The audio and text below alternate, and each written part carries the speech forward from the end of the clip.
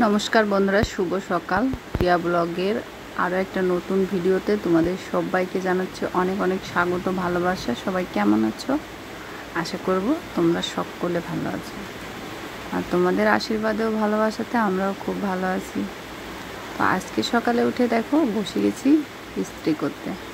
তো এটা হচ্ছে গিয়ে আমার বরের জামা। তো ও যেদিন যেদিন আর কি, জামা তো প্রত্যেক দিনই পরে, একদিন পর পর এরকম ইস্ত্রি করে দিতে হয় জামাতে। মাঝে মধ্যে ও করে নেয়, কারণ সকালবেলা প্রচুর পরিমাণে কাজ থাকে, তোমরা বোঝোই, গ্রামে যেহেতু থাকি।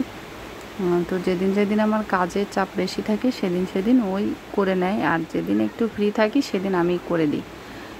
কারণ কি, এগুলো আমি একসঙ্গে ইস্ত্রি করে রাখতে পারি, কিন্তু একসঙ্গে না ইস্ত্রি করে যদি রাখি তো জামাগুলো কীরকম একটা হয়ে যায়। তো সেই কারণে আমি এখন আর একসঙ্গে ইস্ত্রি করে রাখি না। আগে রাখতাম, পরে দেখতাম যে ঠিকই আবার যখন পরবে তখন ইস্ত্রি করতে হয়, তাই দেখে দেখে এখন আর ওটা করি না।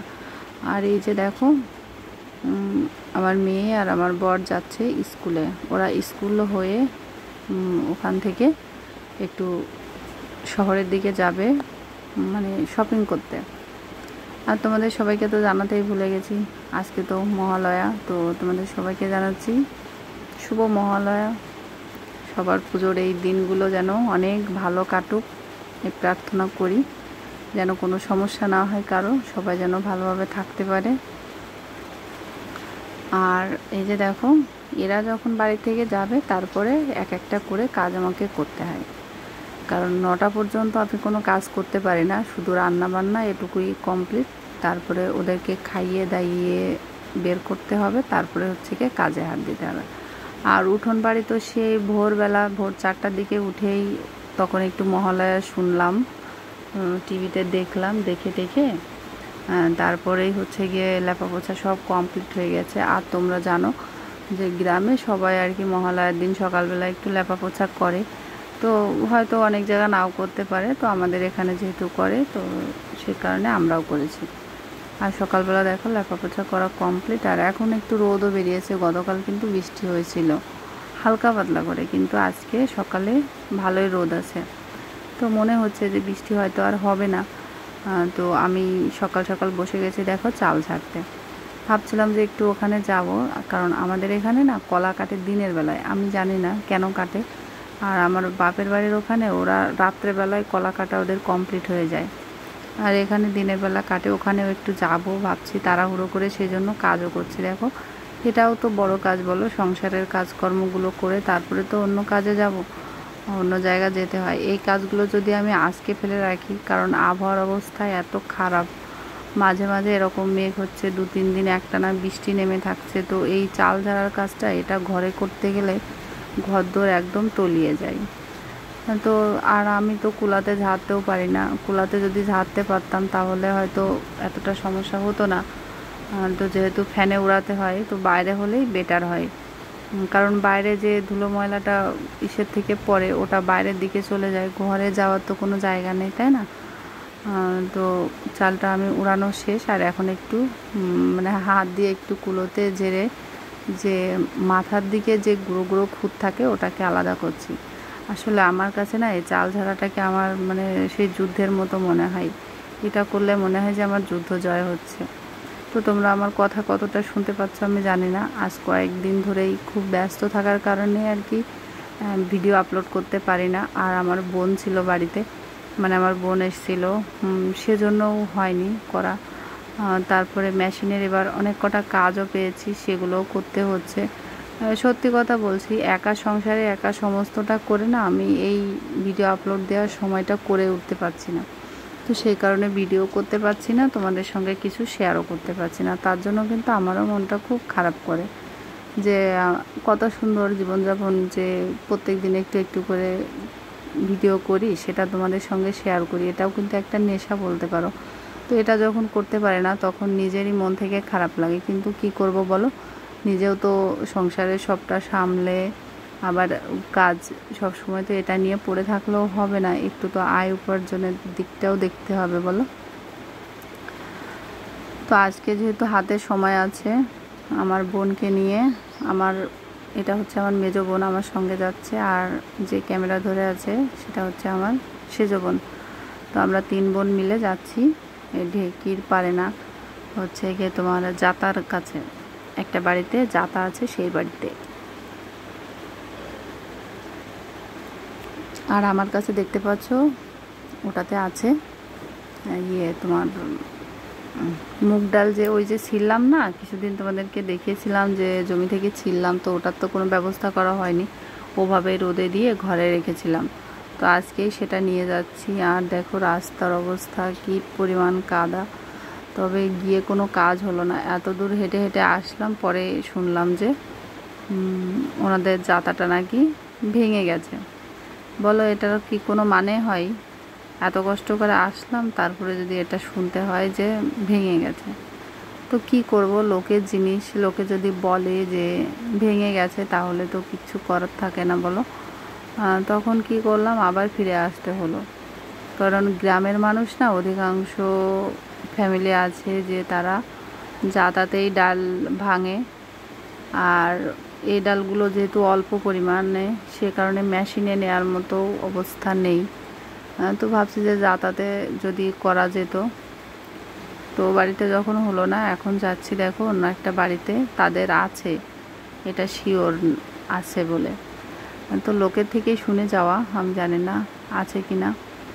আর বৃষ্টির জন্য দেখো রাস্তাঘাটে অবস্থা ভীষণ খারাপ, কাদা টাদা হয়ে চারিদিকে একাকার।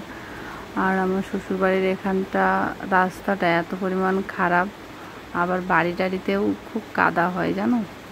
এই যে দেখো এই রাস্তাটা ভেঙে টেঙে গেছে মাঝে মধ্যে। তারপরে এই আমাদের একটা গ্রামের একটা পাড়া বলতে পারো, প্রায় 80-90 ঘর লোক থাকে, সেখান থেকে যদি জল বেরোনোর জায়গা না থাকে, বলো বৃষ্টি যখন জোরে হয় না, তখন এই সব জায়গা দিয়ে একদম হাঁটু জল মাজা জল হয়ে যায়, কারণ এই জলটা বেরোনোর জায়গা নেই। আর এই যে এই পাশ দিয়ে একটু লাইন করে বের করা যেত, কিন্তু এই যে পাশে যে বাড়িটা দেখতে পাচ্ছ, এনারা জায়গা দেয়নি জলটা পাইপে করে বের করার জন্য, তো সেই জন্যই এই রাস্তাটারও এমন অবস্থা। আর এইখানটাতে এরকম জল টল জমে থাকে, সবারই অসুবিধা হয়। ওনারা যদি সত্যি শুধু একটা পাইপ যাওয়ার লাইনটা দিত, তাহলে আর এতটা খারাপ অবস্থা হতো না। তো আমি আসতে গিয়ে আমার পায়েতে কাদা লেগে গেছিলো, তারপর হাত পাটা ধুয়ে দেখো চলে আসলাম। এনারা ভালো, উঠানে বসতে চাইছিলাম, তো বললো যে না উঠানে বসো না, উপরেই বসো। তো এখানে ফ্যানও আছে, ফ্যানটাও দিল সেট করে, যে ফ্যানের বাতাসে যেহেতু প্রচুর পরিমাণে গরম পড়ছে, তো সেই জন্য ফ্যান ট্যান দিয়েছে। আর এখন আমি আর আমার বোন মিলে যাতাতে দেব, ডাল দিয়ে ওটা পিসবো। আর আমার বোন হচ্ছে গিয়ে এটা ভালোই পারে, কারণ ওর গায়ে আমার থেকে মনে হলো যে অনেকটা শক্তি বেশি আছে, কারণ আমি না ঘোরাতে চেষ্টা করেছিলাম, কিন্তু মনে হলো যে আমি পারছি না, মনে হচ্ছে যে কি যেন একটা ঘোরাচ্ছি, কি কষ্ট, এই আর কি। শেষমেশ ওই দুজন ভাগাভাগি করে করলাম, ও একটু করলো আমি একটু করলাম, কারণ এটা অনেকটা কষ্টের কাজ, শুধু একজনকে দিয়ে করালে ওর একটু কষ্ট হয়ে যায়, বোঝোই তো, ওর তো সংসার আছে, সংসারের কাজকর্ম ওকেও করে খেতে হয়, তো আমি ওর উপর সবটা চাপাতে পারি না। আর এই যে ডাল কৌটার ডালগুলো দেখছে, এগুলো কিন্তু ওরই, তবুও 2 বোন মিলেমিশে কাজটা কমপ্লিট করব। আজকে বাড়িতে কোনো কাজের চাপ নেই, এখানে আসবো বলে সব কাজ একবারে কমপ্লিট করে রেখে এসেছি, যাতে বাড়িতে গিয়ে কোনো কাজ তেমন না করতে হয়, ঠিক আছে। তো তোমরা অবশ্যই কমেন্ট করে জানিও তোমরা এই মেশিনটা তোমাদের বাড়িতে বা বাড়ির আশেপাশে কেউ দেখেছো কিনা, আমি সেটা জানি না। তো আমি এটা গ্রামে থাকে, মাঝে মধ্যে কয়েকজনের বাড়িতে থাকে। তো দেখো ভিতরে ঘোরায় মানে করে করে আবার নিচে আসলাম। তো নিচে এত পরিমাণ গরম পড়ছিল, পরে এই বাড়ির দিদিমা আর মাওই হয় সম্পর্কে, তো ওনারা বললো এই ওখানে থেকে মরিস না, ভিতরে আয়।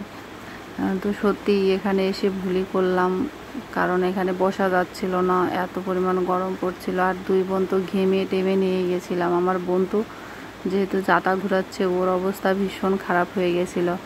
তারপরে আবার কি করলাম, শেষমেশ সব কিছু গুটিয়ে নিয়ে উপরেই চলে গেলাম, কারণ এখনও আমাদের অনেক ডাল আছে, ঠিক আছে। তো দেখো ডাল টাল সব ভেঙে নিয়ে বাড়িতে যে এসছি না, আর অমনি তখন ঝিরঝির করে বৃষ্টি পড়া শুরু হয়ে গেল। আর আমার লেপা পোছা দেখো সব ধুয়ে মুছে কোথায় চলে গেল।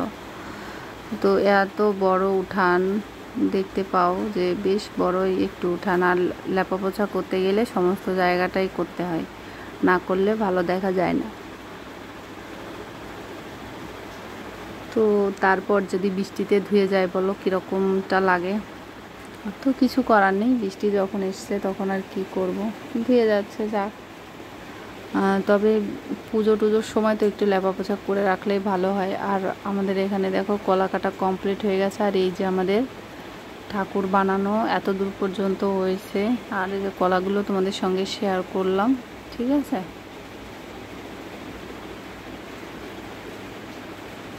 এই হচ্ছে গিয়ে আজকে মহালয়াতে অর্থাৎ কলা কাটাতে এতগুলো কলা হয়েছে মন্দিরে।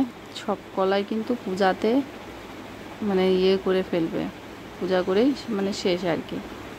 তো বিকালবেলা আমরা সবাই দেখো বেরিয়ে পড়েছি, একজন নয় দুজন না, আমাদের ফ্যামিলির সবাই ছোট বড় সব মেম্বার একটু দোকানের দিকে যাচ্ছি, একটু কেনাকাটার আছে তাই, ঠিক আছে। তো চলো বন্ধুরা, তোমাদের সঙ্গে আরও একটা ব্লগে শেয়ার করব যে তোমাদের দাদা ভাই আর আমার সোনামা বাজার থেকে শহর থেকে কি শপিং করে নিয়ে আসলো সেটাও তোমাদেরকে দেখাবো। তো চলো আজকের মতো ব্লগটা শেষ করছি। সবাই ভালো থেকো, সুস্থ থেকো, সাবধানে থেকো। আর এই যে আমার মেয়ে, আমার বোন, আর ওই যে কোলে দেখতে পাচ্ছ এটা হচ্ছে আমার ভাসুরের মেয়ে, ওকে তোমরা মাঝে মাঝে দেখতে পাও আমার বাড়িতে। আর এটা হচ্ছে আমার ছোট দেওরের ছোট মেয়ে, ঠিক আছে। ও তো হেসে কুটি কুটি হচ্ছিল মাঝে মাঝে।